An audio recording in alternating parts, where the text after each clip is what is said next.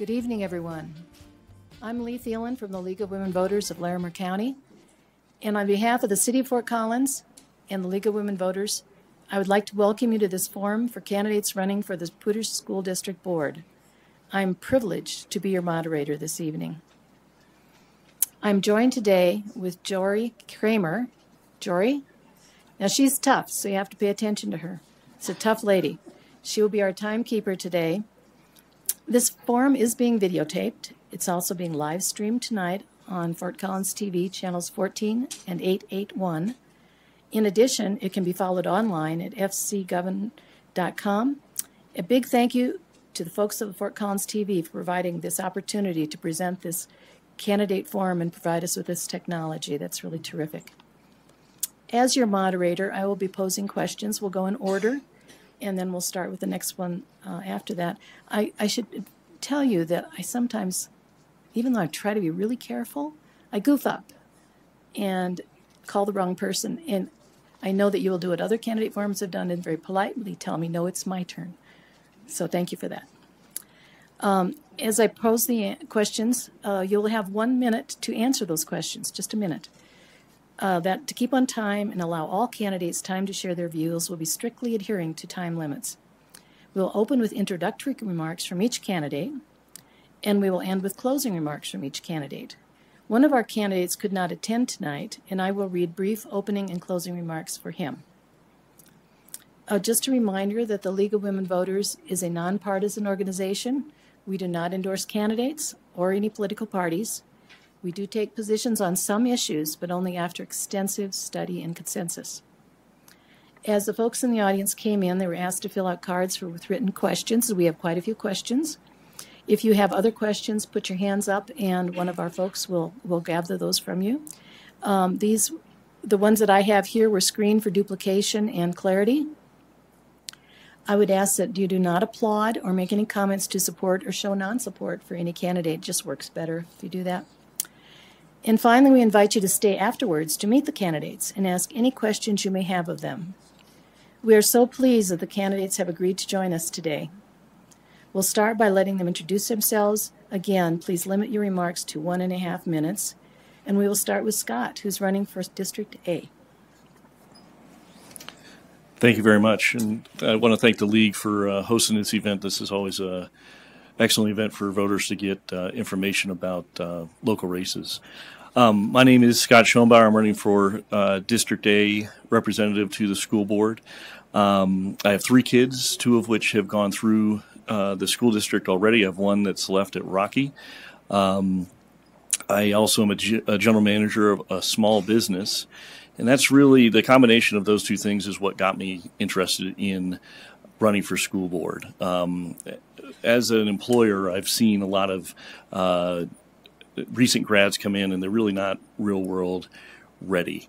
That means, you know, the writing skills, the math skills just aren't there. Understanding of taxes, workplace expectations, that type of thing. So I wanted to try to help. So I volunteered on 3 different committees. In the school district. I just finished my term as chair of the District Advisory Board, which is a parent group that advises the school board. So I've taken a deep dive and really learned a lot over the last 4 years about the district. So I'm ready to apply that knowledge and some ideas. Specifically, I'm looking to focus on academic excellence, real-world preparation, of course, distraction-free learning environments, and then parent and community partnerships. So I'm looking forward to working on the board. Thanks. Thank you very much. Kurt Castaigne. Hi, my name is Kurt Castaigne. I want to thank the League of Women Voters for sponsoring the forum tonight. It's great to be here. My wife, Andrea, and I moved to Fort Collins in 1994, 29 years ago. We raised 3 beautiful children, each of which attended PSD.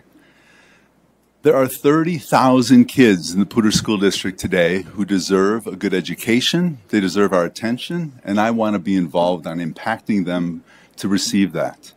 I believe in strong parent partnerships with teachers and administrators and counselors, where parents have the ultimate say in the education and well-being of their children, but where they have the responsibility also for their health, their mental health, their emotional health, their physical health. and in preparing their child to do well in school, meaning that they're ready to perform and achieve, that they're ready to respect other kids in the classroom, that they understand the authority of teachers in the classroom. I was a city council member from 1999 to 2007, so I've run a similarly sized organization, similar budget, similar governance structure, and I'd like to apply that experience for the Poudre School Board. I am a director of engineering today with Intel Corporation. I work with engineers that, for the most part, are smarter than I am. I tap into those engineers. I try to, with them, understand problems and then solve them. I'll bring that same problem-solving approach to the school board. Thanks. Thank you. We have one candidate who's not here tonight, and he is running also in District B. So I will read to you his opening remarks. And please, Jory, if this goes too long, cut me right off because I didn't time it. My name is Kevin Havelda. I don't know if I pronounced that correctly. I hope so. And I'm running for Poudre School District Board of Education Director, District B.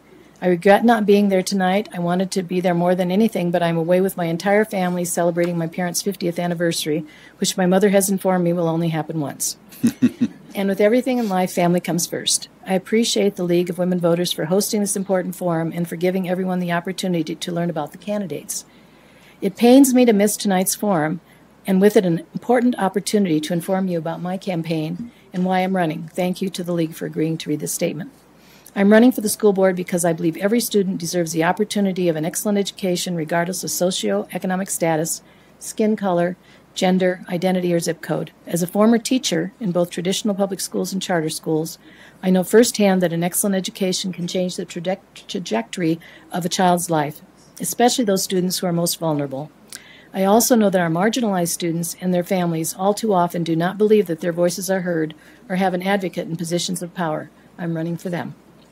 I'm also running because I believe in the power of community and local government.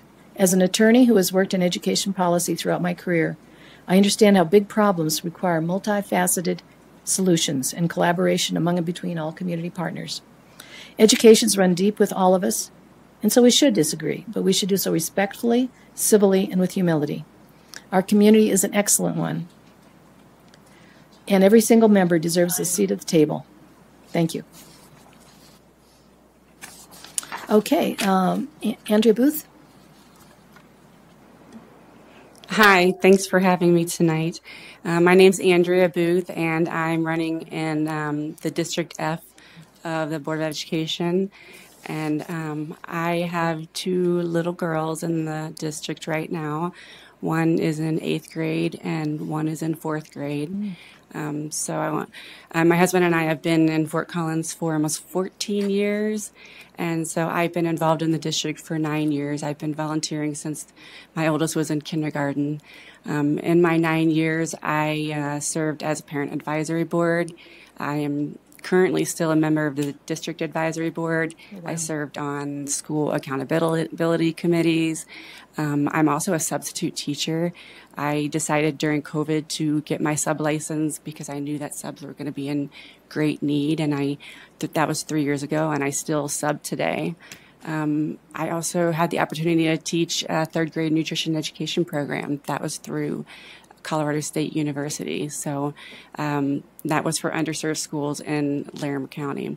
So I figured, the next step for me was to bring my experience and my passion to the Board of Education. And I am running to bring a fresh perspective to the board. And if I'm elected, I think that teachers and students will benefit from prioritizing academics and strengthening parent partnerships. Thank you. Connor, you're up next. Thank you very much. I'd like to thank the League of Women Voters for hosting the event tonight. My name is Connor Duffy, and I'm also running for District F. The reason why I'm running is because I see that there's some major challenges coming down the pike for the district. I am currently on the audit committee. In that capacity, we look at a lot of the financial situations for the district. In In that capacity, I think we're going to have to really focus on enrollment and what is happening in the schools. Right now, I think the school district is doing a very, very good job.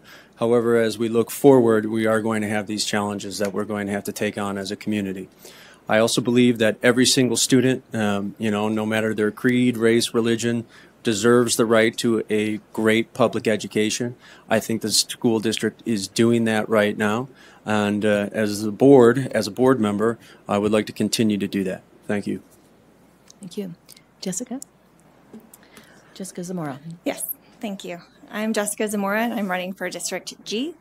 I'm actually currently one of your board members. I've been serving since 2001 when you elected me to finish out Naomi Johnson's seat.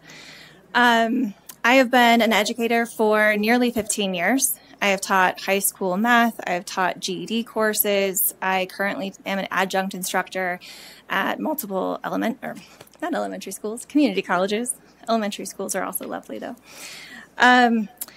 During my tenure so far as a school board member, we've really started moving our district away from just reacting to the pandemic, reacting to test scores, and really trying to be proactive.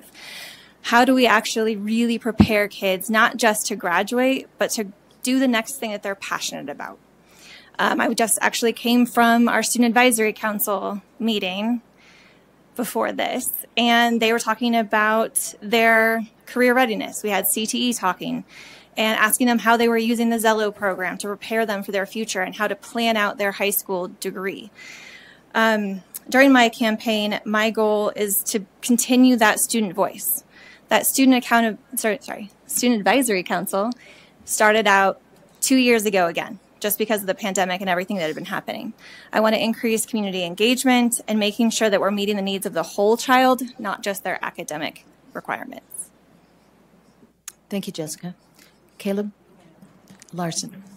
Thank you. Thank you to everyone who showed up tonight, anyone watching online. Thank you to the league for hosting. These forums are, as it's been said before, so informative to voters. It gets us all in one spot. A little bit about myself. I moved here when I was 3. My parents moved from Montana to seek a better future for me, specifically in education, and PSD was a big driving factor for the moving here.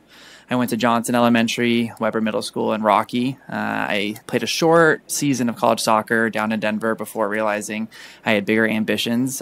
So I came to CSU, got an accounting degree, met my lovely wife who's in the crowd, and now today I service small businesses in their accounting needs. And through that, I've learned that the workforce, specifically in younger generations, has been underdeveloped.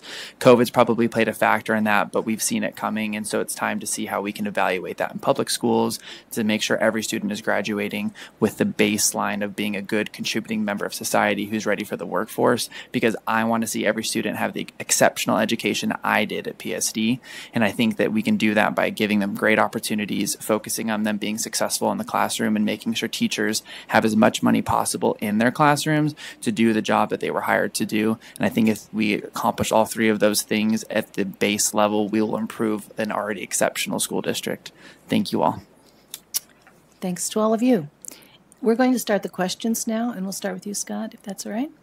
And it's the same question for everyone. The first one's a very general question. It's kind of a nice opener, the sort of thing you're probably expecting. And I think a good question to start with. What do you see as the biggest challenges facing the school district, and how will you address those challenges? Thank you very much. Yeah, there are a lot of challenges going on. I think the school funding is one of the biggest, and enrollment in the schools right now is falling, and it's not just COVID that caused it. There's a lot of reasons. We're hearing that birth rates is the main reason for this, and I'm curious. I'm wondering if there's an exit interview that could be done with families that are pulling their kids out of the schools and taking them to charter or private school homeschooling. There's been a big increase in those areas. So I think it's something, as I run a small business, I always think of things from a business perspective. If I'm losing customers, it's about 3 to 5% a year, I want to know why, and I want to adjust what I'm doing so that I can win those customers back. So that's one of the big things I think the district needs to look at. Thank you. Kurt, would you like me to read the question again? Yeah, please. What do you see as the biggest challenges facing the school district, and how will you address the challenges? Yeah, of course, the biggest challenge of the school district is educating kids at a very high level. And we want to continue to focus on that. And that may mean sacrificing other things so that we can refocus on the things that matter most to academic achievement. At the same time, there are risks, or there are issues with the district. I think I've been attending board meetings for quite some time now. Parents are not always being heard. We're hearing parents come and ask questions about the special needs that their students have and how they don't get all the answers that they need from the district. We hear teachers who have come back year after year saying, hey, we have some ideas about how we can handle excessive temperatures in classrooms, but it doesn't get resolved. There are questions that parents have about whether they're in the loop when their kids are experiencing changes in their life. Sometimes it regards sexual preference, and parents are asking, hey, do we get to be included right out front in that? So those are some of the hard things the district has to face. Mm-hmm. Andrew, would you like me to read it again? No, I don't. Okay. I think one of the biggest challenges right now, because I've talked to some teachers and administrators about this, is chronic absenteeism. I think that, they have kids out of school at record amount of days per year, and it's hard to teach those kids when they're not there. And then when they are there, it's hard for the teachers to teach new material and introduce new material when they're catching these other kids up all the time. And so, truancy rates are up, and especially the high schools, up to like 11% in some of the high schools. And then some of the other things I'm hearing from administrators is the discipline issues. When they are there, they're not focused. They're on their cell phones. They are not following the rules. They're tardy all the time. They're talking, bullying in class, and the person I spoke to said that there's just lack of consequences. So I think one way to fix that is to try and increase the consequences for discipline. Thank you. Okay, Connor. Thank you. As I said in my opening statement, number one issue and challenge that we're going to be facing is declining enrollment. Some of the easy projections on that are maybe even 3% per year, but it looks more like 5 to 7% per year. That's going to leave us with stranded assets, and it, sometimes it's a dirty word, but we'll probably be facing consolidation, which means some schools will have to consolidate because we can't keep them open. We will just not have enough students. The root causes for this, I don't think, is solvable by the school district itself. Maternity rates, as well as not an influx of young families moving in to feed the pipeline. Some of the things that we can do to tackle that challenge, and I hope to work on, is if we do have to go to consolidation, is make sure that we retain our teachers, make sure we retain that competency. And if we do that, we can handle that challenge and smooth out the enrollments district-wide. Thank you. Thank you. Jessica. Thanks. I actually think our biggest challenge is our community engagement. I think that we have a lot of things ahead of us, enrollment being one of them, parent involvement being one of them, growing our future generation of the workforce is one of them. But we don't do any of those things in isolation. We have to be a community that prepares children to become productive adults. We have to be a community that decides how do we want to utilize schools better. And so I think really making sure that everyone understands the challenges we have, the options for how we solve those challenges, and gets input or is able to give input into those problems, because we will have to make hard decisions in the future. And we can only do that when we have all of our creative minds coming up with all the possible solutions to those challenges. Thank you. Caleb? So I didn't say this in the beginning, but obviously I'm a little bit younger. So I'm not a student now, but I bring the perspective of what it's like to be a student most recently. And I think that if we boil down PSD to its basic, is students and teachers are the lifeblood of what make the district run. And I think that students right now don't see a super bright outlook on the future. They see that it's too expensive. They see that they don't know what they're going to do with their life. So that means we have to address those issues for students. But teachers also need to be supported. And I think that we're at a crux where teachers can't afford to live here. They're not moving here because they look at the salary and they look at the cost of rent and they say, I can't do either of those things. So we must address giving students an optimistic future, whether it's through different career paths outside of the college track, but it's also pairing that with making sure we can find the best and brightest teachers to move them here and to hopefully have a long tenure of a career here in PSD. Thank you. Kurt, you will get the start of the question this time. And I'm actually going to combine two questions because I think they're sort of related.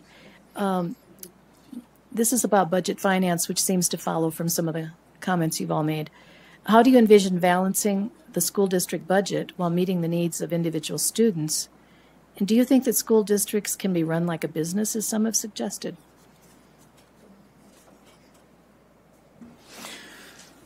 Yeah, balancing the budget, actually allocating the budget to the various needs is one of the primary jobs of a school board. And the way to do that is to look at what the priorities are and to allocate the money that you have to match those priorities. I will always say that academics are the priority and that we need to refocus resources to fund academics. That will mean there are some hard choices to make.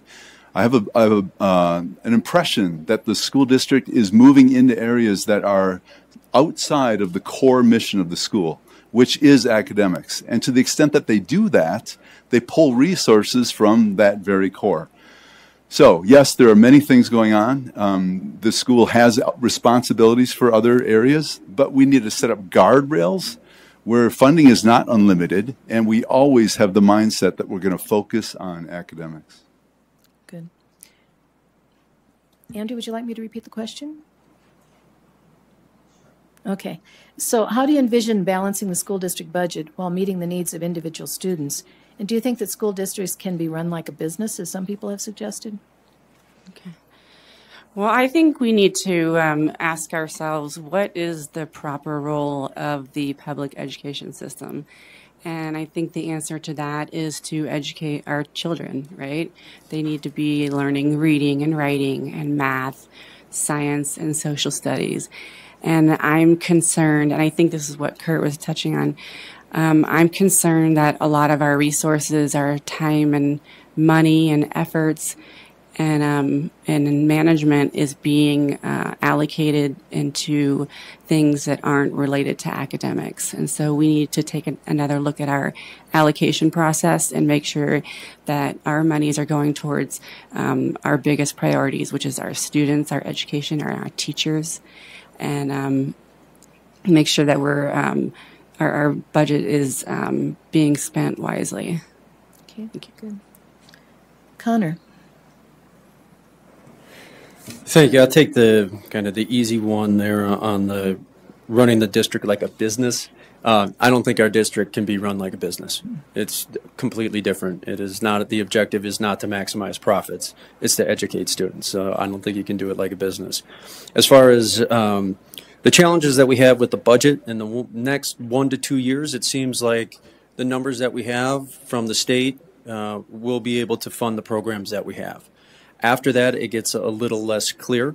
I think that we're going to have to reallocate some resources, especially in transportation department and facilities. Those are the areas that are kind of the low-hanging fruit that we can take care of. As it pertains to teacher pay and budget, I think we're going to have to go back to the voters because our teachers can't afford to live here anymore. Thank you. Good. Jessica? So I just want to make sure that we're clear that we actually do have a really good budget team that does maintain our balanced budget. So we are not like the federal government that where we can just, use future dollars. We also cannot be run like a business. We have the opportunity to gain grants. We have the opportunity to really spend every dollar that we bring in, whether it's student-based budgeting, whether it's grant funding, or any other funding source that we bring in, to maximize the educational opportunities for students. And one thing that I'm actually going to disagree on is we have to educate the whole child. We cannot just do reading, writing, and arithmetic. We have to help them with their mental health. We have to help them self-regulate. We have to help them deal with their relationships, because if we want them to be productive members of society and be able to contribute to our business communities, they have to also be able to operate as a person in those institutions. Thank you. Caleb. So the budget's always a tricky question because everyone has a million ideas, but I think that you have to look at stakeholders. Taxpayers are a big portion of where the funding comes from the school district, and we have to make sure that we are maximizing efficiency in how we're spending. The district is facing a challenging next 5 years with maintaining the schools we have, looking for where there's going to be growth in some schools. Our budgeting model right now at some schools is zero-based versus per pupil, because some schools don't have the student count to represent the teachers and the resources needed. And so while I don't think you can say it can be completely run like a business, because business is for profit, I think that you can take some of the philosophy of how businesses are run and apply it to the district to see how can we maximize funding. Do we have loss? Is our overhead too high? Finding areas that we can improve where our spending is going. And at the end of the day, if we are doing all of those things and we still need to go to the taxpayers, I think they're going to be much more likely to vote for something after seeing we are fiscally responsible to get to where we need to go. Thank you. Scott, we finally got back to you. Thanks. It feels like a fantasy football draft, actually. It's kind of cool. I would agree with a lot of what's been said. Coming from a business perspective, of course, I think it can be run like a business, but a nonprofit business. Like all businesses, we have stakeholders here. So our parents, our teachers, the employees, the students. But another big stakeholder is the actual business community, the people that are going to be hiring these new leaders and next generation of workers in the future. And we need to listen to them. We need to listen to our stakeholders, and we need to build trust. There is a big breakdown of trust. If you ever watch a school board meeting right now, you can see it in the comments. And it's not just a few crazy people that are coming up and talking. There are a lot of people that are concerned and not trusting what's going on in the district. There needs to be more transparency. We need to listen to all our stakeholders and not just ramrod through things that we think we know best. So as a business perspective, you need to first find out what your customers need. Thank you. And the next round will start with Andrea. And there are two related questions here that I'd like to combine. One is, how would you support and promote the parents' and the guardians' involvement in their child's school and their education? And how do you see the role of the board as a leader in education?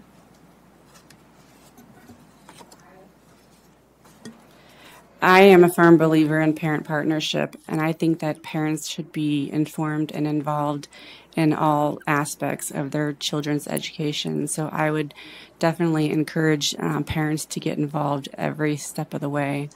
What was the second part of the question? And how do you see your leadership, the role as a board member, as leaders in the education world? I think the role of the board is to direct and govern the affairs of the education system. And I think that they would lead the discussions on how that would be done, but I also think that it would be a collaborative effort between the board and administrators and certainly parents and teachers and principals. And that's true transparency, is when everybody's involved in the discussion. Thank you. Thank you. And Connor? So for the first question there, supporting parents, I think parent involvement is crucial. I think everybody here is involved in some way, somehow, on one of the committees.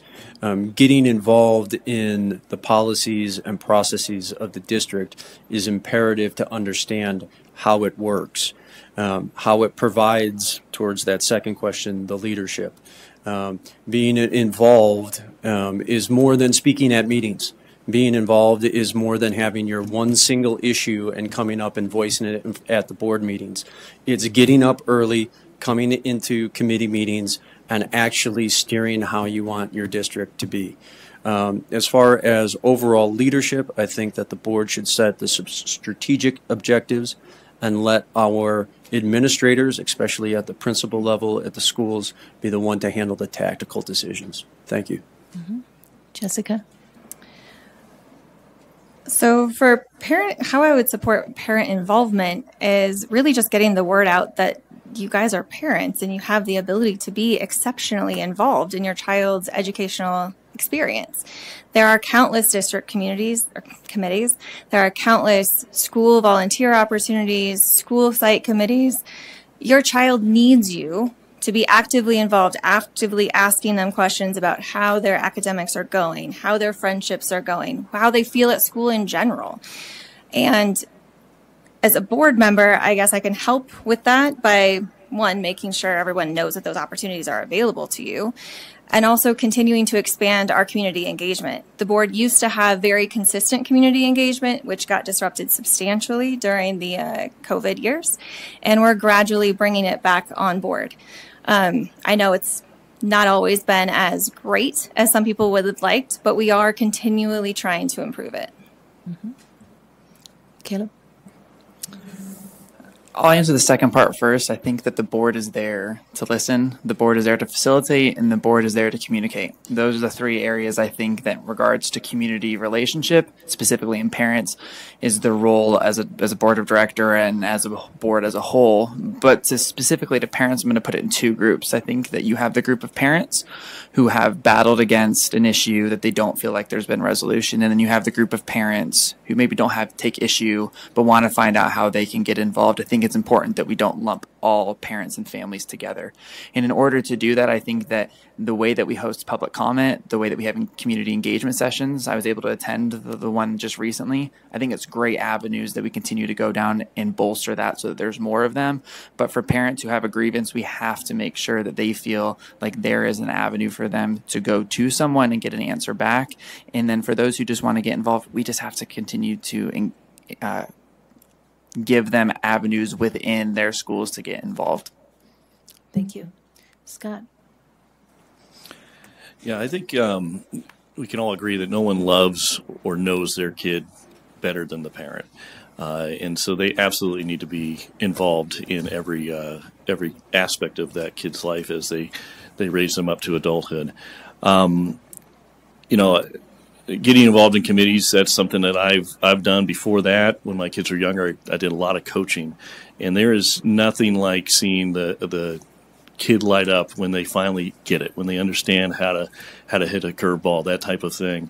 And I see why they get addicted to teaching, because even though you don't get paid much, getting that kind of high from seeing a kid really excel and achieve their goals is amazing. So I really think the volunteering in classrooms, parents doing substitute teaching, I think that's way more important than volunteering on committees. Be there for your kid. Let them see you in the classroom. Let them see that you care about their academics, and they will strive to be the best they can be. Thank you. Kurt, you're the last one on this question. I'll repeat a little bit of what Scott said. Nobody loves their child like the parent does. And the parents need to be able to stay out front of what's occurring with their child, even when it's public school. Parents and the school district have somewhat of a transactional relationship where the parent says, yes, this is my child. I am giving the child to the school district for the purpose of teaching them. I want them to achieve academically, and the school district is going to accomplish that. That does not punt the rest of the responsibilities of that parent to the school district. Those responsibilities remain, and they have to care for them. As a school board member, as a school board, we have the responsibility to manage some things we've already talked about, the budget, the curriculum. We have to oversee that the strategies of the school district are being met. And when there are things getting in the way, we head them off by transparent, careful communication with the stakeholders. Thank you. Thank you. The next question, we're going to start with Connor. And that is one that I'm sure you've all thought about. What would you recommend to improve the retention of the experienced teachers in the district? Teacher retention is an ongoing issue. Like I was saying earlier, I don't think some of the root causes is solvable by the school board. I think it has a lot more to do with cost of housing, inflation here in northern Colorado. Those are some things that we're not going to be able to tackle. Ballot Initiative 4A was a good start, where we as a community decided to raise teacher pay. I think that we're going to have to do that again. I think we as a community are going to have to sacrifice again with higher taxes for our teachers. They deserve it. I think COVID definitely taught us that.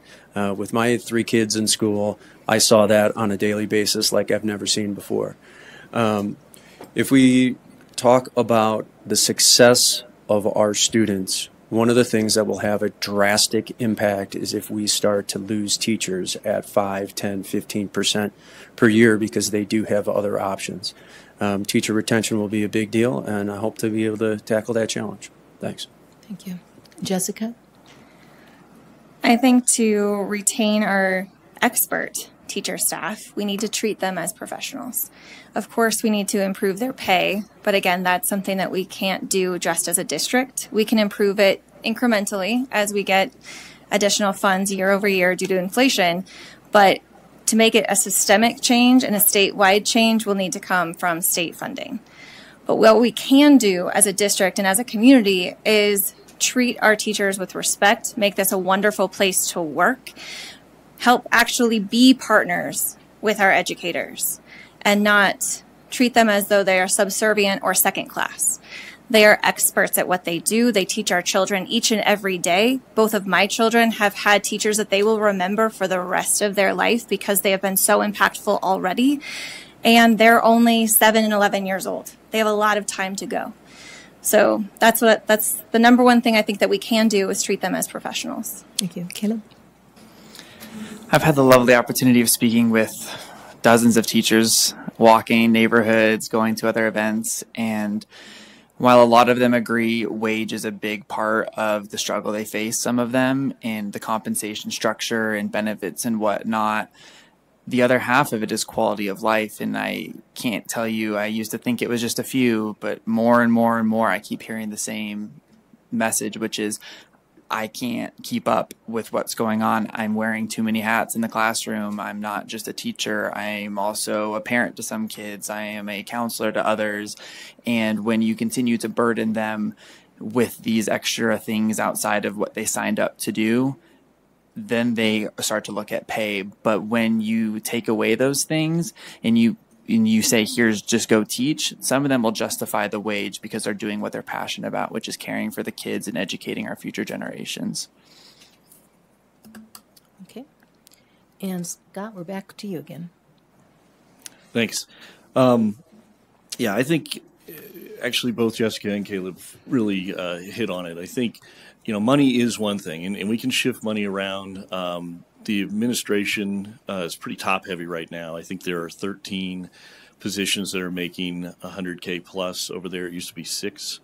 My numbers may be off on that, but I know it's a lot more than it used to be. So we can shift some money around there. But it's not just about money. It's about that workplace satisfaction and to be a respected member of the team where your opinions are heard.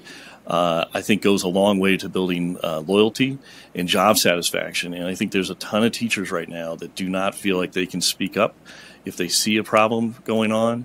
They're afraid of retribution. They're just waiting it out till they can retire. And we are going to lose, and already have. I think we've lost 300, maybe 350 plus teachers and staff just in the last couple of years to that type of situation because they've just had it and just want to right off into the sunset, and that's a tragedy.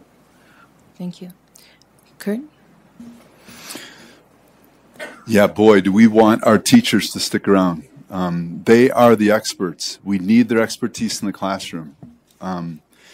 I have my ideas about how things should occur in the school district. I am not the expert like our teachers are. So I want to hear from teachers. I want to understand what their difficulties are. I want to help our administration solve those difficulties. I know that a part of it is just teachers being allowed to do their jobs. Teachers want to teach, just like any professional, but maybe a little bit more so with teachers because they love what they do and they love the kids. So in order to do that, we have to offload teachers. We talked a little bit about that. They're wearing too many hats today. We need to figure out how to offload them from jobs that aren't germane to teaching. We have to get them paraprofessionals in the classroom. We have to get them the professional development that they want. Maybe pay, well, certainly pay as a part of that as well. To make pay happen, we have to reallocate resources from things that aren't strictly focused on academics toward academics. Thank you. And rounding us out here is Andrea. Being last on this question, I might be repeating a lot of what everyone's already said. But I don't think that we can do anything about the cost of housing. I think that would be a question for another meeting, city council meeting or something. I would be in favor of having a discussion about raising salaries again. However, I don't think that raising taxes would be the way to go. I think that we can look at how we're allocating our funds right now in our budget and think about how much money is going towards some of the top district officials. Is that really necessary or not? Then talking personally with teachers, I know that they just want to be seen, they want to be heard, they want to be recognized, they want to be celebrated, they want to be safe. And if they can feel those comforts in their job, then I think that they will be happy. And one way that we can do that is by strengthening relationships with parents and with administrators and with students even. Thank you. Thank you. We're going to start with our next question with, I guess, Jessica's turn, huh? And there are two questions here that I'm going to just kind of rethink here a bit, and they're all about special education. And sort of where are you coming from on this issue of how the district provides special education, and are special education students seen as an asset to the community, and how are we dealing with and are we supporting neurodiverse children? So it really has to do with how you see the district dealing with children that have different needs.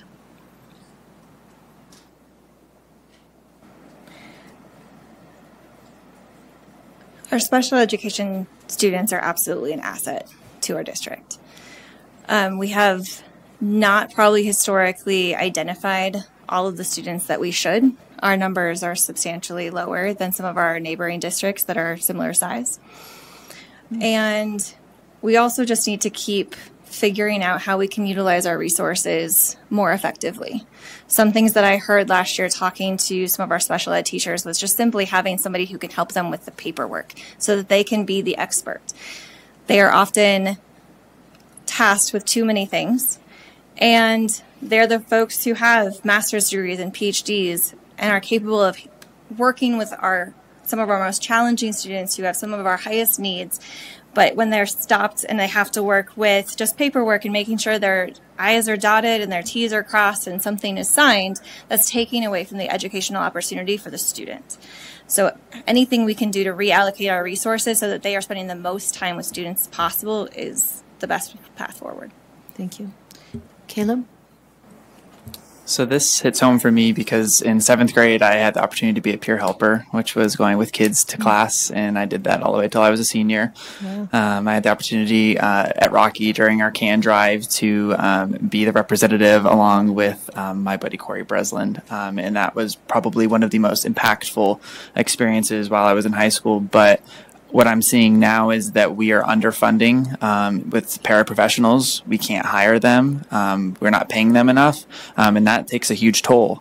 We've seen now, obviously my time's limited, but with what's happened at Shepherdson and the paraprofessional there, we've lost trust with that community now with how that was handled. And I think that it's time that the district reevaluates to make sure that we're protecting those students better and that we are actually listening to those who come to community comment or those who are putting in their concerns, because those students should be treated no differently than our general education students. Thank you. Scott? Yeah, the question's a little strange. I think that question whether special needs kids are an asset. That's a little offensive, I think, but whatever. I think, of course, they're an asset to the district. And for the example Caleb gave, where general population students can interact and understand how to interact with people that may be different than them. Back when I was growing up, it was always making fun of and bullying, just terrible things that happened. And that's the beautiful thing I've seen with my kids interacting with special needs kids, is that never happens. It's never even a thought. I think we do need to ID more. We're way low on our percentage. There's questions as to why that's happening. There's an advisory board for this group, but they're hand-selected members, and there's no community comment that's allowed. We need to hear from the parents that are impacted by this, and there needs to be a board liaison from that group to the school board to report back on it. Mm-hmm. Good. Kurt? Absolutely. The school district has a responsibility to meet the special needs of its students. We're required by state and federal law in some cases to meet that need. So yes, we have to, for certain. At the same time, I've been attending some school board meetings lately where I've heard from parents of special needs kids that are not being heard. I don't know what the deeper issues are. I have to admit, I don't know what they are. I am going to endeavor to plug in with the special needs community and understand what their issues are. They are passionate, they are involved, they care. The recent incident that happened with the paraprofessional that abused some special needs kids on the bus has really, again, gone a long way to destroying trust. So we have some bridges to build, and I am going to be a part of helping build those bridges. Thank you. Andrea? I think our special education kids are very important, and we should definitely make sure that they're getting a quality education just like the rest of the children. I do think that we are short on intervention staff, and that needs to be taken care of. I think that this might be where school choice can come into play. If you have a special needs kid who might benefit from a school that's outside of your neighborhood school, then I think that you should be able to choice your kid into that school, and so they can meet the needs, whether it's a physical need or a mental need or a learning disability. They should be able to go where they can get the best help. Thank you. And Connor? Connor? Mm-hmm. Well, I'll start by saying that I agree with what the other candidates here have said. Three kind of quick points that I'd like to reiterate is, number one, special needs students in our district are definitely an asset. They are a vital part of the diversity of our students, our student body. They're fantastic, and they're thriving in the district. The second thing is, with recent events, tragic events, I can guarantee you that change is coming. The board is working on that right now. It's through the committees. And all the way up to the top of the board, they're working on it. The last thing our community wants to see for our special needs kids is to have an incident like this and then have the board say everything's fine. They are going to make changes.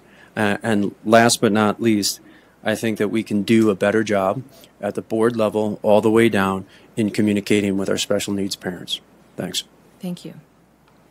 Okay. The next question will start with Caleb. Aren't you happy that you get to actually start one instead of end it? It's about safety.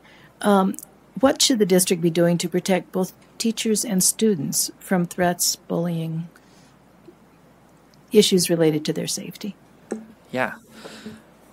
The first thing that I've kind of been concerned about is, if you look at the strategic plan the district just put out, safety and security have moved from a top priority to, quote, ongoing work. And to me, it doesn't quite make any sense, because it would seem that it's the top priority of any school district to have safety and security always be at the forefront of our minds. I think SROs are an absolute asset across our district. We are fortunate to have community partners in Larimer County and Fort Collins to contract those services. My experience at Rocky was our SRO was probably the most liked individual, especially by the kids that maybe caused some of the trouble.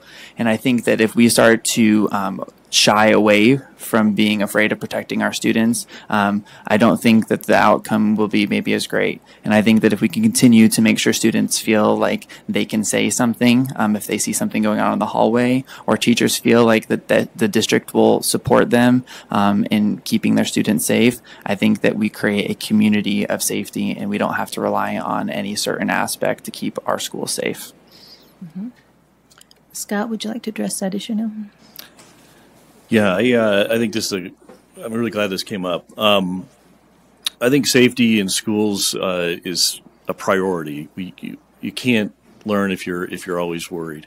To me, it seems crazy that we don't have an SRO in every school. There are rotating SROs at our elementary schools, the most vulnerable of our schools, in my mind. And God forbid a tragedy would happen, and just because of funding, we didn't have someone there that could stop it. So that would be a major priority for me, as an SRO at every school. I think a couple of years ago there was a national movement to get rid of SROs. It almost happened here. Luckily, cooler heads prevailed. They took a pause and decided to look at the program. So with reforms and training, great SROs can be at every school and have those great relationships and build that trust right from the beginning with kids from all backgrounds. We also need to take a look at changes that are causing teachers to feel unsafe, lack of consequences, that type of thing need to be reevaluated. Thank you. Kurt?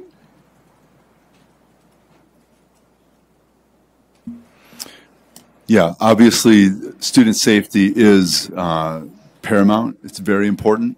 We've already spoken a little bit about the partnership that the district has with the city and Larimer County to provide SROs.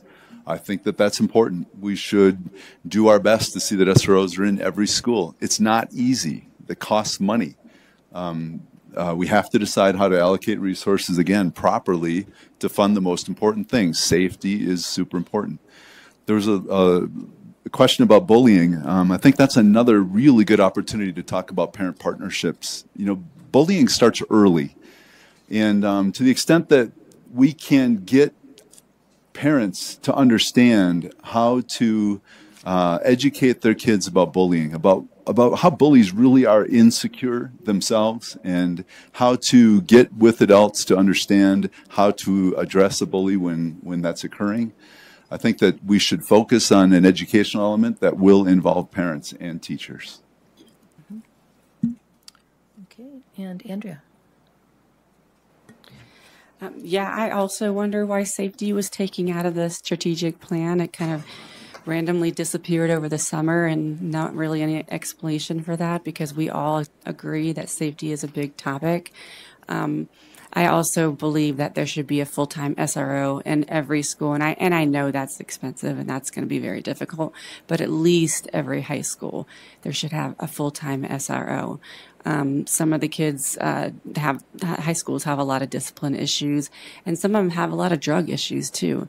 So we need SROs present and there and helping out to kind of keep the school under control.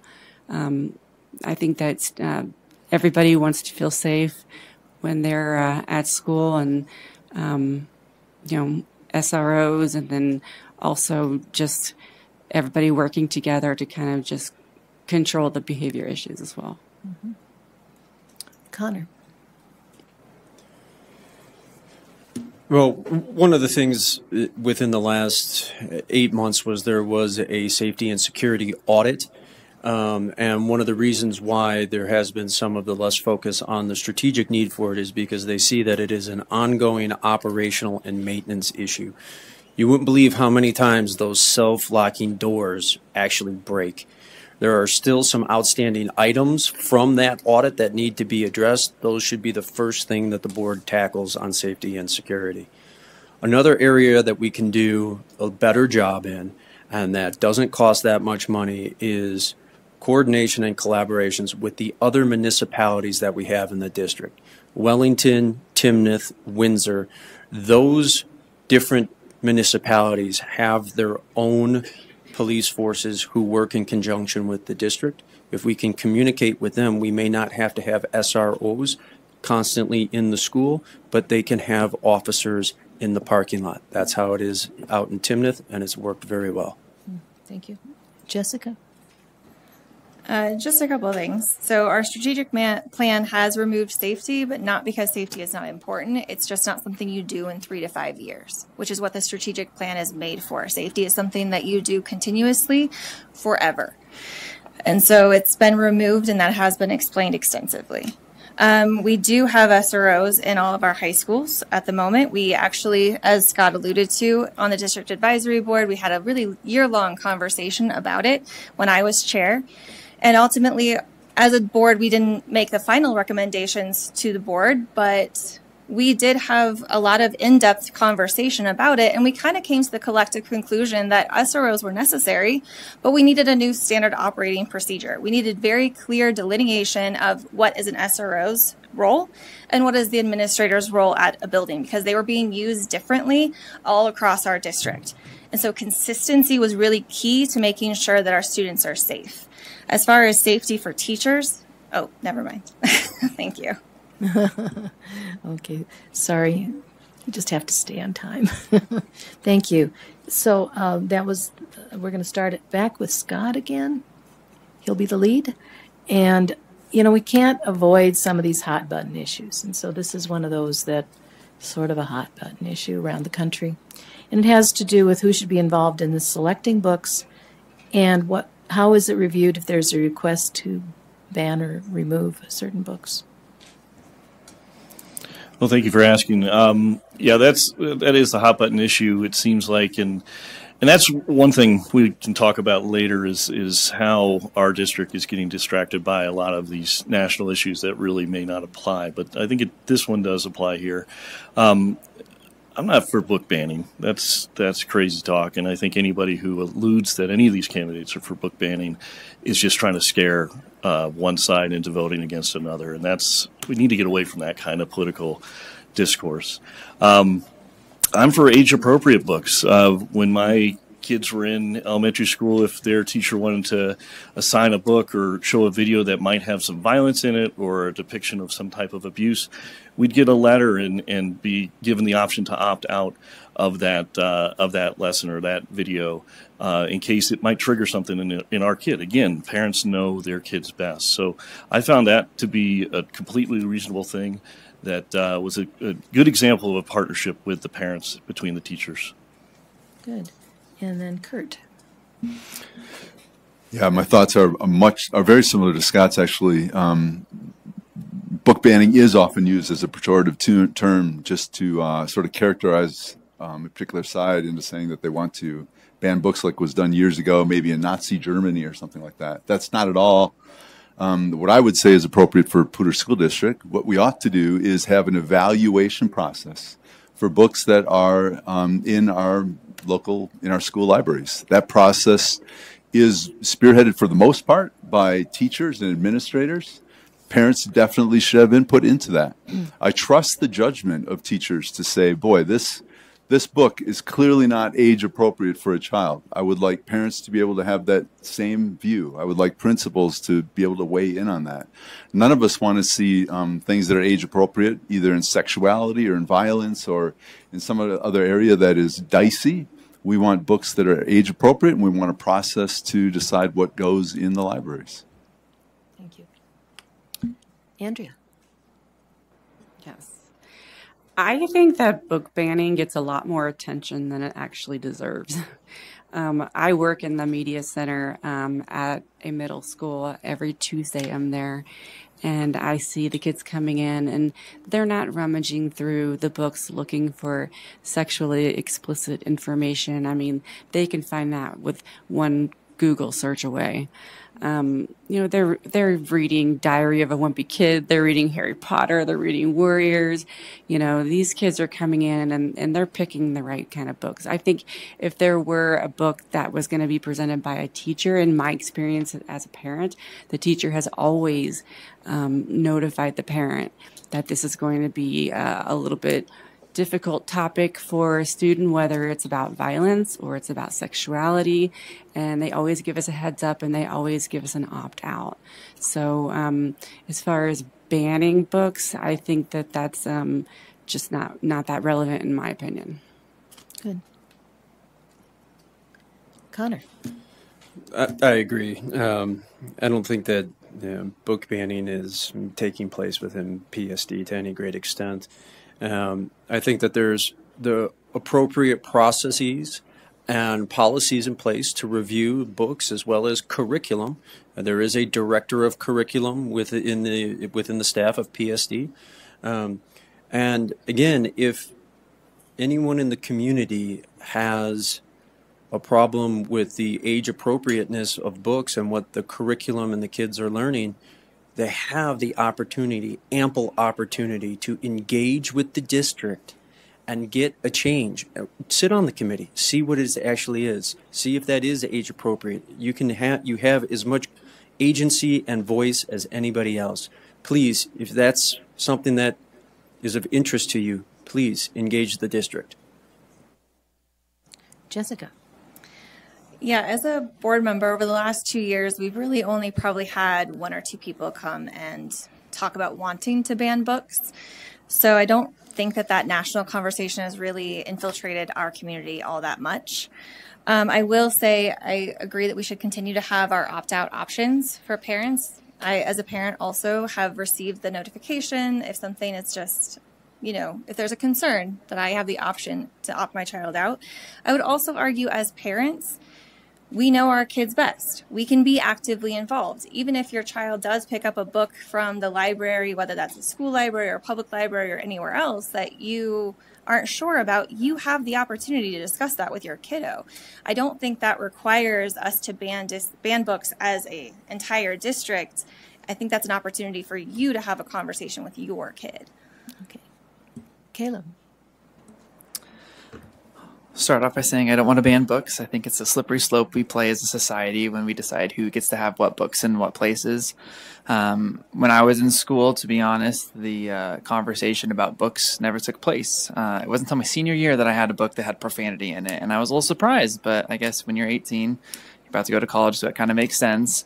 But I think at this point, the conversation just needs to be around transparency. I think if teachers are providing reading lists for what books are going to be read during the course of a semester or a school year, parents have the opportunity to read through that list, see what they maybe want to opt their kid out of, or maybe opt them into if they're going to be going over something like the Holocaust. But for the libraries and schools, I think the same principle can be applied, giving parents the opportunity before the school year starts to tour the libraries, go through, see what books are there. And I think the same would apply for the new technology we have. I'm aware there's an extensive online library that students can access through the curriculum companies. And I think if we're being open and honest about what's being taught, I don't think this conversation gains much steam. Okay, thank you. Next question is a curious one. Again, it comes out of the national discussion. What is your position of what has been recently put forth of closing or eliminating the Federal Department of Education? And with that one, we're going to start with Kurt. How long did we go? Okay. Yeah, I think that academics are best handled at the local level. I like the control that Poudre School District has over its own educational direction. Colorado is also involved in that. Colorado does some things. They allocate budgets from the state government toward local school districts. The federal government has some responsibility there to allocate federal dollars to schools. But to the extent that we lose local control over our school district, I am not a favor of that. I want us to have as much local control as we can. I haven't been involved in conversations about eliminating the federal education bureau, but I am definitely a fan of local education and having decisions at the local level. Mm-hmm. Andrea? I, too, am in favor of site-based management. I don't think that there's this one-size-fits-all type system that you can just put everybody into. I don't think you can make blanket policies and have it work for everyone. What works at Cruz Elementary might not work over at Putnam Elementary. So I think that the principals and the local administration really needs to have the authority and the ability to tailor policies and curriculum decisions that they can implement at their school level that's going to best fit for their students. Thank you. Connor. Can you read the question again? Yes, this has to do with recently there are some folks at the national level who are in positions of politics who have said that they would close or eliminate the federal Department of Education. And what do you think that would mean to the district, and how do you feel about that? Well, I definitely don't think that we should close the Federal Department of Education. I think the state of Colorado is doing a good job. As I said in my opening statement, I think the district is doing a good job. We've got to understand that our district is one of the highest performing districts in the state. We're doing really, really well. That goes from the board all the way down to the students. And I think that if we start, eliminating things or cutting federal departments, I think that would actually have a local effect. So I'm not in support of that. Mm-hmm. Okay, good. Jessica. Yeah, this is news to me. But I would not close the Federal Department of Education because I think the ripple effect would be immense. And I wonder what that would cause as far as what educational opportunities would even be available to our students. I think one thing that's often either misunderstood or not even known is, for example, we have our Common Core state standards, and that wasn't actually brought up by the federal government in the first place. It was actually brought up by governors from all across our country who wanted a common set of standards that every child could have this bare minimum of expectations. And so I think there is a want by a number of people who want to know, if I go to Arizona, if I'm in Colorado, if I'm in Iowa, I know I will have my child have a similar educational opportunity regardless of where we live. I think as a country, we owe that to the next generation of students. Mm-hmm. Okay. Caleb. I think the reality is, if something of this size of a decision made by our federal government is going to take some time, regardless of how gung-ho our president or Congress is to do so. And so I think that the conversation just needs to be kept at what does the local school district, what does the local state government think is best for the students that are in their state. I think standards are a good thing, but I think it's also important to recognize the communities that are affected by the educational system that they live in. Some are going to be catered more towards students ready for the workforce, whereas others are maybe going to be more urban and are going to need to be focused more on the job market through college. And I think that we can look at what we're doing well, and hopefully that we can become the gold standard that states across the United States look to, specifically Poudre being always a gold standard here in Colorado. Thank you. And Scott. Yeah, I agree with Jessica. This is not something I was aware of being an issue. I think maybe back when Rick Perry was running for president, he's the guy that said he was going to eliminate 3 departments, and then he proceeded to not be able to name the 3. He got 2 out of 3, which was pretty hilarious. I don't think Rick Perry's going to get elected, so I don't see this as an issue. I agree with what's been said, that the local level is really where the best decisions are made, because we know our students best in these areas. One problem I do have with the federal influence is they throw around a lot of money and can leverage and persuade districts to do things that they want to do at a national level that may not fit with what the people in that area want. So I would say let's keep it focused on the local funding as much as we can. Mm-hmm. Okay. And these, I'm going to combine a couple of questions, and they have to do, again, with sort of some of the challenges that folks in public life are facing these days, especially folks like yourselves related to school board positions. They're related, so I'm going to combine them. So how do you encourage civil discourse at school board meetings, and how do you deal with folks, how do you plan to represent stakeholders and communicate with stakeholders that are not philosophically or ideologically compatible with what you're thinking? Mm-hmm. So it has to do with civil discourse and being able to communicate or have dialogue with those with whom you disagree. And on the first one on that is Andrea. You get that one.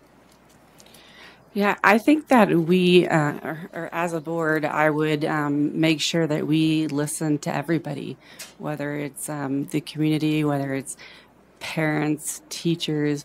We need to make sure that we really listen to their concerns and their needs.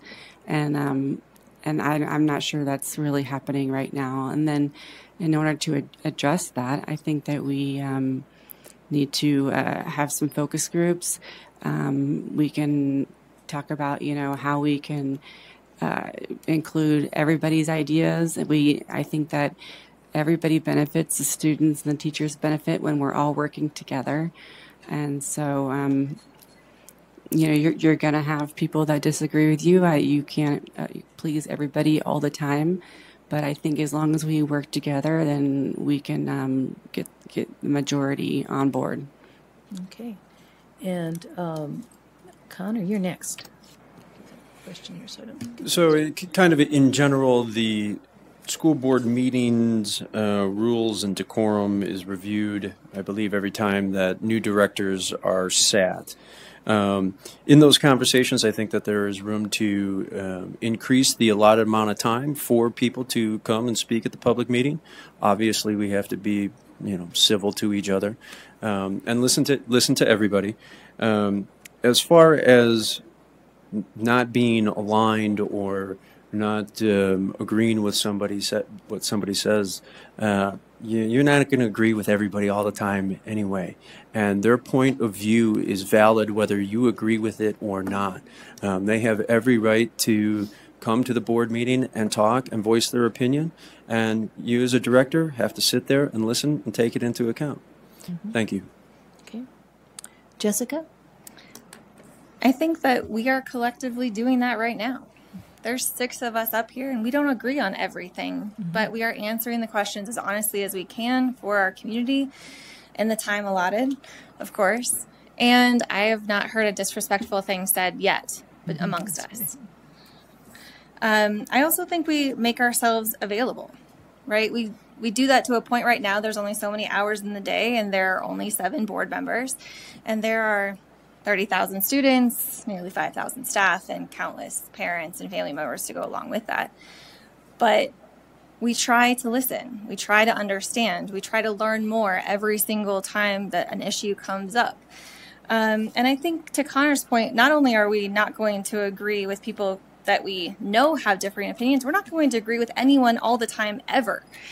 And so we have to just continuously model as a board how to be civil, how to have productive disagreement, and move forward. Thank you. Okay, thank you. Caleb. So I'm not a politician, so I'll just give you a straight up answer as to what my solution is. I think first and foremost, public comment has to go back to being how it used to be, how city councils run. No signing up beforehand. You show up. If you want to speak, you speak. We sit there and listen. We signed up for the job. If the meeting goes late, it goes late. And I think that's the first step of many. As a board member, I would make my email public to everyone, regardless of having to request it, because I think that shows people that you actually care about being transparent with them, and it doesn't make them speculate what's going on. And I think a lot of civil discourse we've seen across the nation is because people don't trust what's going on in the district. And I think to continue on making people feel like that there is a transparent board and a board that's engaged is the community engagement session I went to was great. I wish there was more than 5 people that signed up, but the more we host them, the more they're available. Those who truly have grievances or issues or concerns will start to show up, and you can hopefully get solutions before it becomes a reoccurrence every single school board meeting. Thank you. Thank you. Yeah, I agree with what's been said. I think there is a perception right now because of the rule changes with the current school board that they're aloof. They're not hearing what the people are saying. That may just be a perception, but it does feel that way, and I think that does make the public not trust what's going on. What are we trying to hide if there's no response? I think we definitely need to change those rules. We serve the public. We are here to listen, and there are some really passionate people out there that deserve to be listened to.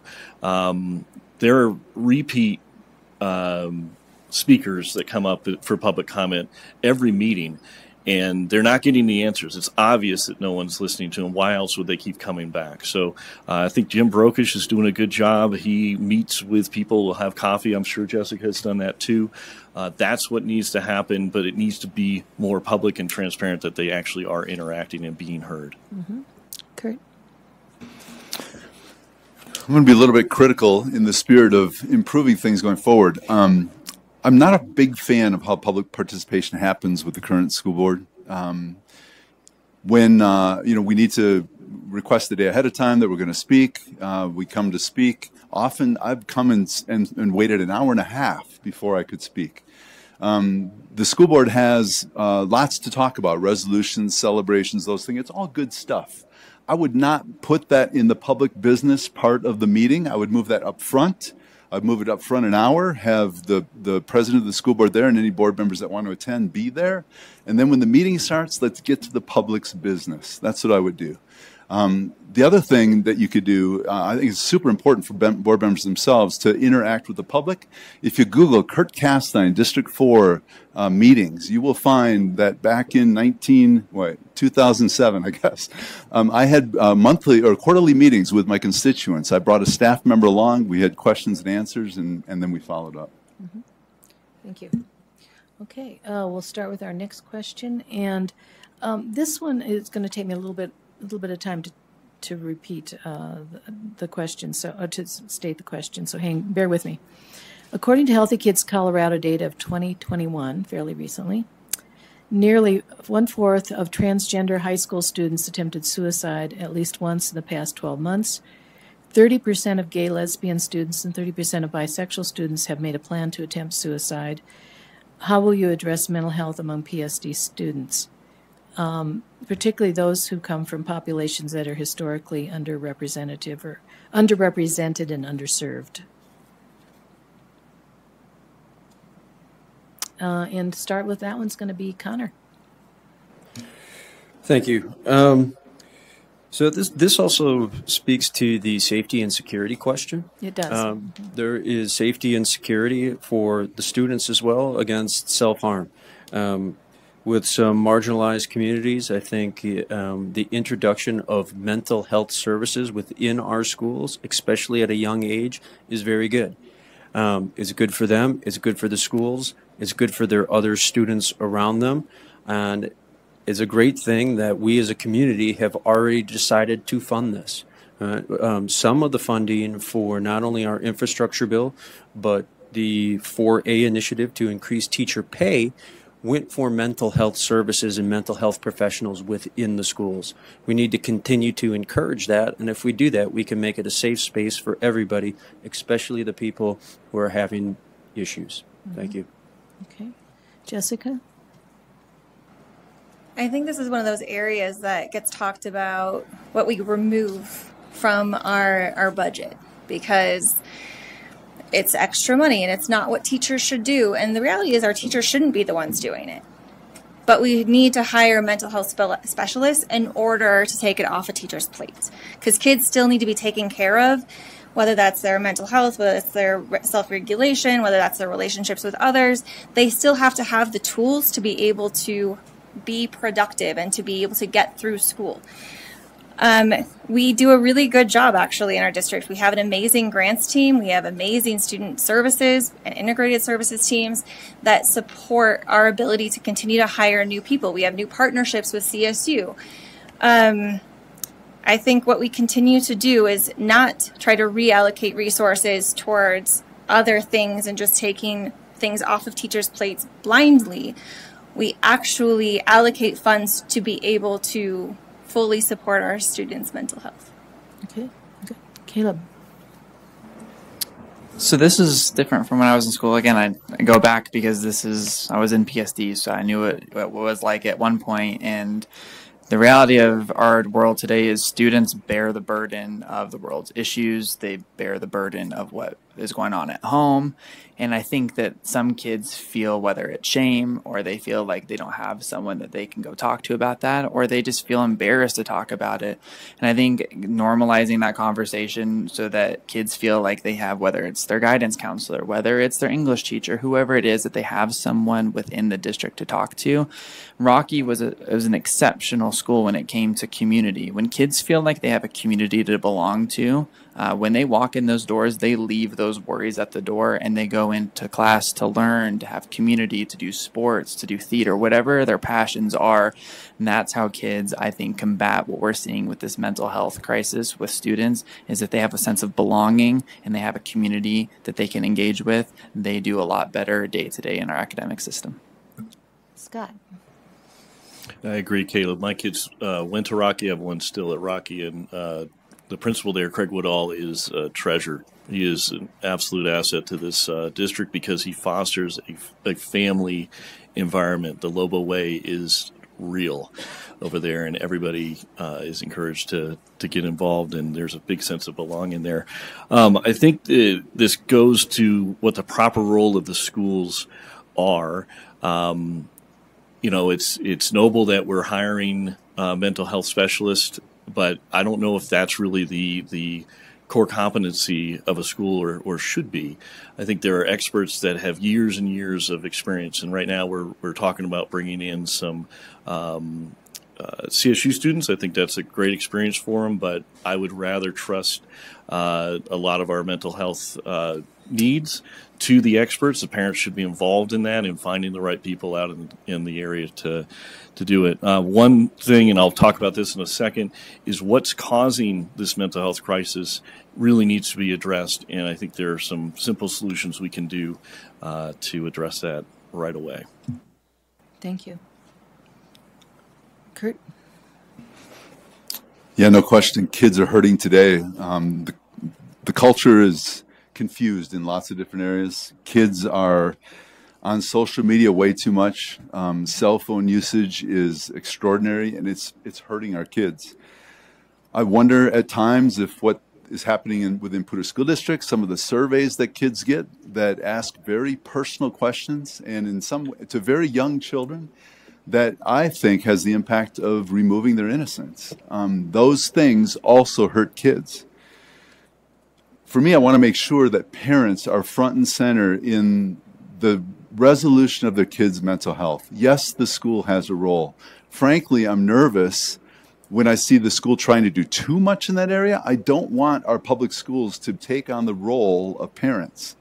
So whatever happens in mental health, bring parents into it, make them a part of the solution, and then yes, let's address the mental health. We already have dollars available in the coming school year. Let's use it the right way. Mm-hmm. Okay, Andrea, you're going to close this one. I'm going to be a little bit negative about the Healthy Kids Colorado survey because I'm not a fan of it at all. Any of you had saw that in 2021. It's 26 pages for high school kids of questions that are extremely personal and extremely invasive. And I do not take that data with a grain of salt because a lot of the high school kids are probably having a heyday with it and just answering how they want. So that's on the survey. As far as the mental health issue, I think there is a place for mental health in our school district. But I think one of these guys already mentioned it, that we really need to get to the root cause of what's happening with this mental health crisis. Is it cell phone use, chronic cell phone use in the class? Is it constantly being questioned about their gender and their sexual identity by their teachers? Is it bullying? Is it drug use? I mean, there's a lot of different reasons why these mental health issues are coming up, and we need to get to the root cause. Thank you. Okay, thank you. We're running into time now, so I'm going to give you one last question, and it's an easy one. One that some of you have kind of answered in your other discourse, but it's a nice one to end with, and that is, what school or district activities have you been involved in? And it'll be a reminder to the folks out there of how you've connected with Poudre School District. And we'll start that one, I think, with Jessica. Well, this is a good one. I've been your board director for 2 years. Before that, I was your district advisory board chair, and I was with the district advisory board for 3 years. I have been on the district accountability committee. I've been on the legislative subcommittee. I am currently serving as liaison for the Early Childhood Policy Council.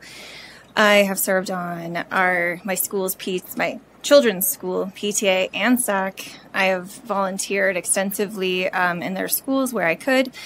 And I'm just going to throw it out there. During COVID, I was their co-teacher. So I've had quite an extensive involvement within our school district for the 6 years that my kids have been in there, as well as an educator before. So quite a bit of experience. Thank you. Caleb. My experience as a student. I was a very involved student starting middle school. Like I said before, I started becoming a peer helper, going class to class every day of the week with a partner. And then when I got in high school, I was a varsity soccer player for my freshman year. And then I moved on from that. I was a big business student, so I was the president of DECA and FBLA at one point. Did that sophomore through my senior year. Beyond that, I was a peer counselor at Rocky my senior year. So those unfamiliar with the program, you're basically a student counselor. In a way, students could come to you. Obviously, there was things outside of our pay scale that we could do, so we referred them on to the guidance counselors. I was a mentor to a freshman my senior year, walked him through, and it was kids that maybe came from single-parent households or households that maybe didn't have the support they needed. And I think there was probably more, but those were the big ones and the most impactful on my time in PSD. Thank you. Scott. Yeah, I've also been involved in several committees. I think I mentioned earlier the District Advisory Board. I was on that for 4 years, served in several roles, and eventually became the chair, and really take pride in the building back the trust and the vibe of the group. I literally cook brownies for every meeting just to kind of start it off with kind of a good family feel. So I feel good about that. I was on the Budget Advisory Committee, the District Accountability Committee. I'm doing that right now. I'm the business representative. Lots of coaching as well for my kids' basketball and baseball teams. Maybe what I'm most proud about, my involvement in the school district, this is for my son, this is a shout out for him. Field day, 4th grade, he was talking a lot of smack about how the kids are going to beat the parents at kickball. And I dropped bombs on those kids and took care of it. And no mercy, we dominated. So that's my contribution. Thank you, Kurt. Thank you, Scott. Kurt, you're next. I don't know how to follow that. So without question, the best job I've ever had is that of being a dad. I love being a dad. I love having kids at home. I loved them, especially when they were young. Or the times I had with them when I was young, I remember those. I love them now just as much.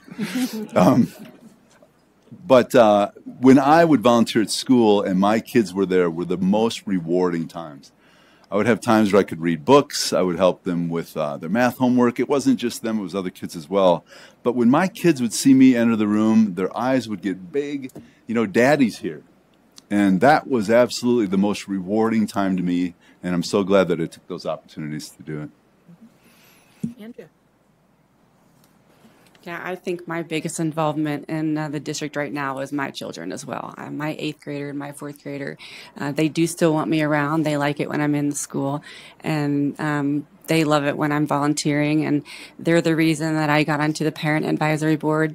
That led me to the district advisory board and also the accountability committees. COVID led me into substitute teaching, but I love it because I get to be in the schools and I get to be in the classrooms and I get to hang out with the kids on a regular basis. So, you know, being a mom, and then I think the next logical step for me is to use my experience and my passion to join the Board of Education. Mm-hmm. Connor. So my involvement with the school district started in a real estate agent's office in Timnath, who said, in 2016, we're getting new schools. So we bought and built a house out there, and guess what? Schools weren't funded. So put on your walking shoes and get out there and knock doors, and we got the mill levy override passed in all 3 precincts out in Timnath. We have a new elementary school out there, we have a new middle high school out there, and they're fantastic. After that, took on the Amendment 74 in 2018 for statewide teacher pay. That one regrettably failed, but myself and other members of the community dusted ourselves off, came back district-wide for 4A and got teacher pay up. That led me to the audit committee with the district, and now I'm running for board.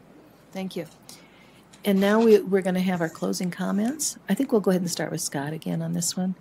And I will again read what Mr. Kevin Havelda has left. But we'll start with Scott.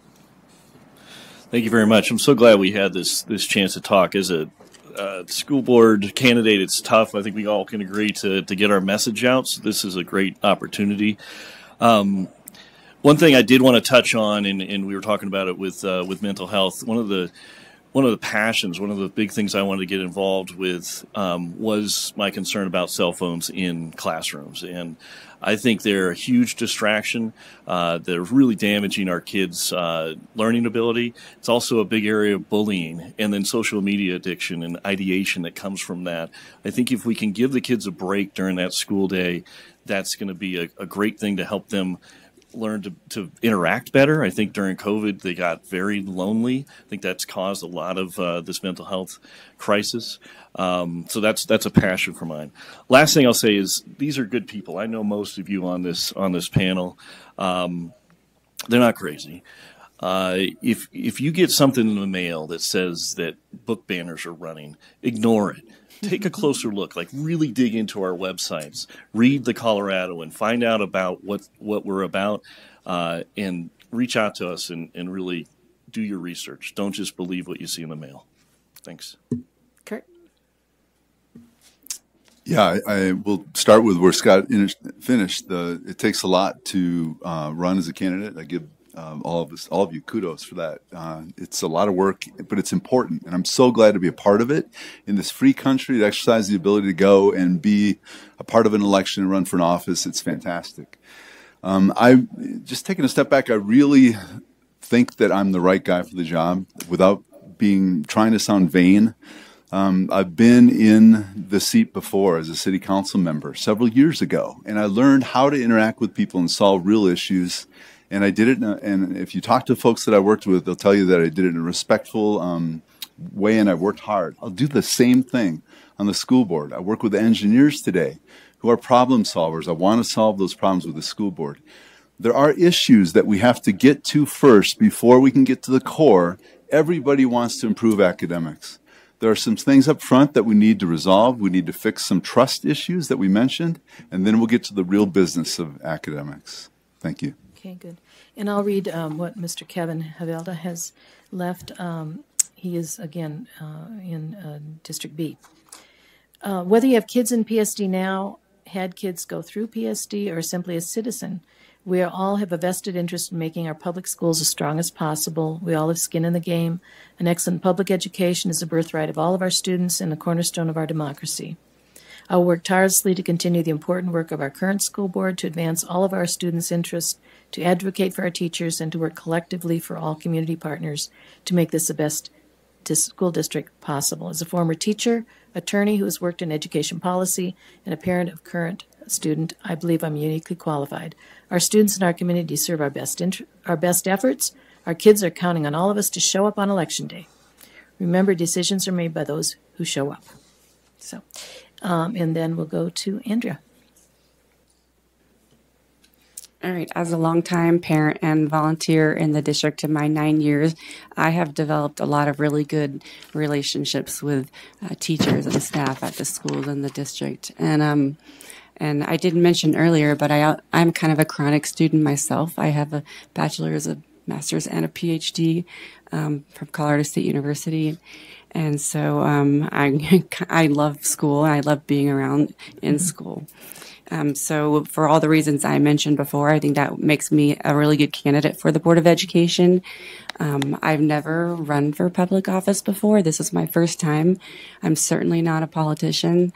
I am just a parent who is very passionate about children's education, and I genuinely genuinely care about students and teachers in this district. Good. Connor. Well, first and foremost, I'd like to say thanks to everybody for coming, as well as the League of Women Voters for putting this on. Hopefully this evening you've got to learn a little bit more about myself and the other candidates. Instead of kind of rehashing all of that, just like to say working in the community has been a pleasure for me. I've been able to work with a lot of the good community leaders, a lot of the people that I respect. A lot of those people have endorsed my campaign, including the mayor who sits here in Fort Collins. I think that that's really important because they are already elected in our community and they are integral to how we perform as a community, and their endorsement is really important to me. Again, thank you all very much for coming. I appreciate it, and I hope to see you soon. Okay. Jessica. Hi. I think one thing that we keep hearing a lot that we've all talked about is about parental partnerships and adult behaviors. And I really just want to make sure that we also kind of come back and realize that it's about students. Students are first and foremost our responsibility. And I want to make sure that we always continue to bring student voice into our decision making. It's important to have community partnerships in there, parents in there, but we also really need to consider that students' educational opportunity is very different than the educational opportunity that we had when we were children. And so bringing them in, because they really are experts at their current educational opportunity. They know what they need, sometimes a lot better even than adults do. I'm an educator. And there are still times that I have students who can tell me that they need an extra support, or that they need a break, or that they need a little extra time. They can be trusted partners also, in addition to our community, parents, and just teachers, educators, etc. They should be the focus. Caleb. We live in such a great community. Clearly, I'm not going to leave. I'm still here. And I think that what I bring to this board is a different perspective. I can't confidently say, but I could probably guess I'm one of the youngest to run. And I think that that's not a bad thing. I think it's a good thing. I think that we're in a time where we need new perspective. This district in the next 5 to 7 years has some very big decisions to make, and they're going to be bold decisions as the solutions, I can guarantee, and it's going to be bringing new perspectives. Having the same perspective or having like perspectives is not going to get you to creative solutions and solutions that are actually going to be beneficial. And I think that we need to keep that in mind as voters as we go into this election, because these are 4-year terms. Who you elect on November 7th will be carrying out some plans that will be a far more reaching effect. So I'd ask for your vote on November 7th. If you want to talk to me more, I'll be here. Otherwise, LarsonforPSD.com is where you can find out more. Thanks, Lee. You bet. Big thank you to the candidates. You did a great job. And thank you for holding your applause until now. That was great.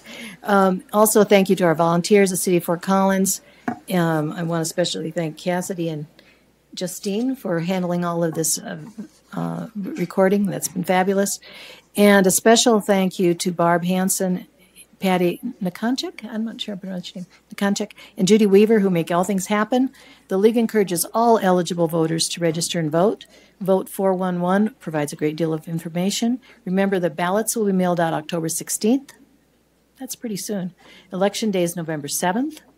A video of tonight's forum will be posted on the League's website, also on Vote 411, and on the Fort Collins TV website. Thank you so much for joining us tonight. We hope that you'll come to future forums as well, and a good evening.